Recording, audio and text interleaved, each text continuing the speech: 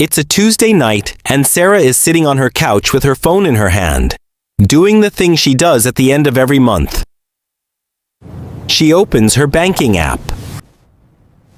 She checks her savings account. Yes. And for once, for the first time in a long time, the number actually looks good. $15,000. She's been disciplined. She skipped the vacations. She packed her lunch 4 days a week. She said no to things she wanted so she could say yes to this number. And she feels it. That quiet, private satisfaction of someone who is handling their life correctly. She closes the app. She goes to sleep. And here's what Sarah doesn't know. While she was sleeping, her savings account was slowly, politely, mathematically robbing her. Not in a dramatic way. Not in a way that shows up on a statement. Not in a way her bank will ever send her an alert about. Just quietly. Every single day. Turning her $15,000 into something worth a little bit less than it was yesterday. My name is James, and I spend way too much time thinking about the gap between what we're told is responsible financial behavior and what actually builds wealth. If you've ever felt good about your savings account, and this video is going to be uncomfortable for about 10 minutes and then extremely useful. Hit subscribe if you want more of that trade. Now, before we get to the number challenge, and there is a very specific number that your bank has no interest in you ever calculating, I need you to understand something about how savings accounts actually work. because it's not what most people think.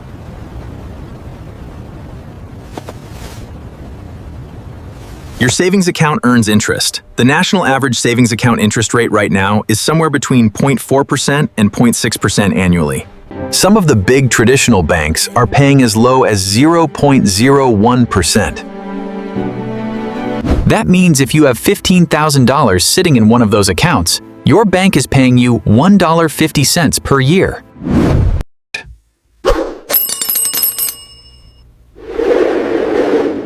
That is less than a cup of coffee.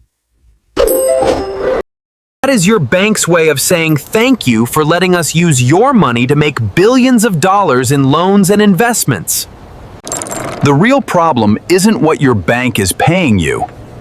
It's what inflation is taking from you. Right now, the long-run average inflation rate in the United States sits at approximately 3.3% per year. That means every single year, the purchasing power of every dollar you own quietly shrinks by about 3.3 cents. You have $15,000 in a savings account earning 0.5% interest. Inflation is running at 3.3%. After 1 year, your account balance shows $15,075. The number went up. But in real purchasing power, Tozy, in what that money can actually buy, Tung, you now have the equivalent of $14,601.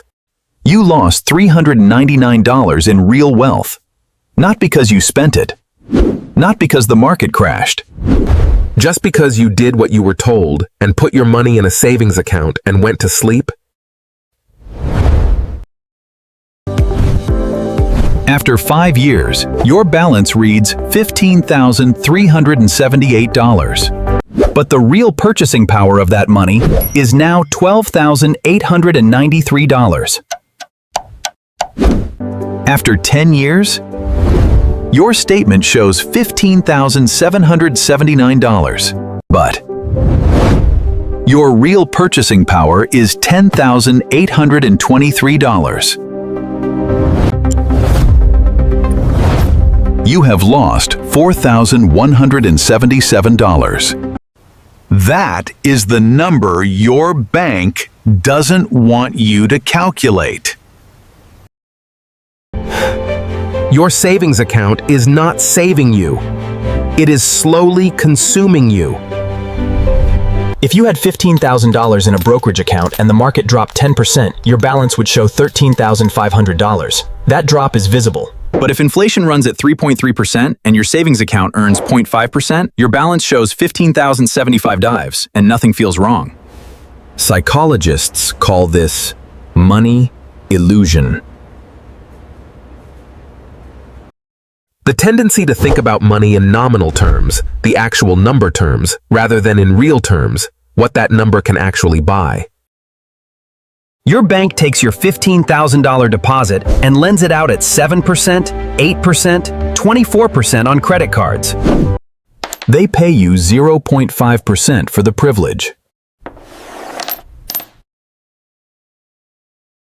Meet James and Rachel, both 32 years old. Both managed to save $15,000. James does what he was taught. He puts his $15,000 in a high-yield savings account. He feels responsible. He sleeps well. Rachel does something that feels slightly terrifying the first time she does it. She keeps $5,000 in savings as an emergency fund. And she moves the other $10,000 into a total market index fund inside a Roth IRA. She doesn't touch it. She doesn't check it every day. She just lets it exist. 10 years later. James has $15,779 in his savings account. In real purchasing power, that's worth about $10,823 in today's dollars. His money shrank by over $4,000, while the balance told him everything was fine. Rachel's $10,000 in the index fund has grown to about $25,937. Her $5,000 emergency fund is still there, intact and accessible. Same starting point. Same discipline. Same 10 years. James has $10,823 in real purchasing power. Rachel has $25,937 plus her emergency fund. The difference between them is not income. It's not intelligence.